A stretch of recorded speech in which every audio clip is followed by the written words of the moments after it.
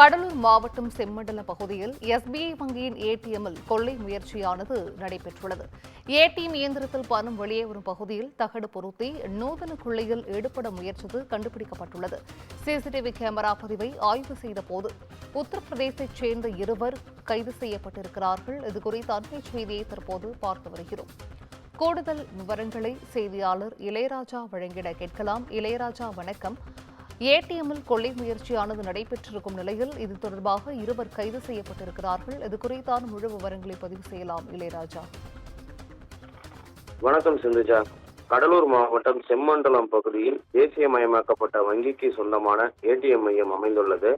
இந்த மையத்தில் உள்ள ஏடிஎம் இயந்திரத்தில் பணம் வெளியே வரும் பகுதியில் மர்ம நபர்கள் தகடு ஒன்றை பொருத்தி நூதன முறையில் திருட முயன்றுள்ளதாக கூறப்படுகிறது. இதற்கிடையே ஏடிஎம் இயந்திரங்களை மும்பையில் உள்ள வங்கியின் தலைமையகத்திலிருந்து கண்காணித்த அதிகாரிகள் கடலூர் செம்மண்டலத்தில் உள்ள ஏடிஎம் இயந்திரத்தில் தகடு பொருத்தி திருட முயற்சி நடப்பதாக கடலூரில் உள்ள வங்கி அதிகாரிகளுக்கு தகவல் தெரிவித்தனர். அதன் பேரில் கடலூரில் உள்ள தேசியமயமாக்கப்பட்ட வங்கி அதிகாரிகள் கடலூர் புதுநகர் போலீஸ் நிலையத்தில் புகார் அளித்தனர். அதன் பேரில் போலீசார் செம்மண்டலத்தில் உள்ள ஏடிஎம் மையத்திற்கு விரைந்து சென்றனர். பின்னர் ஏடிஎம் இயந்திரத்தில் பொருத்தப்பட்டிருந்த தகடை அகற்றிய போலீசார் அங்கு பொருத்தப்பட்டிருந்த கண்காணிப்பு கேமராவில் பதிவான காட்சிகளை பார்வையிட்டனர். அப்போது வடமாநிலத்தைச் சேர்ந்த 2 வாலிபர்கள் அங்கு சந்தேகத்திற்கிடமான வகையில் வந்து சென்றது தெரிய வந்தது.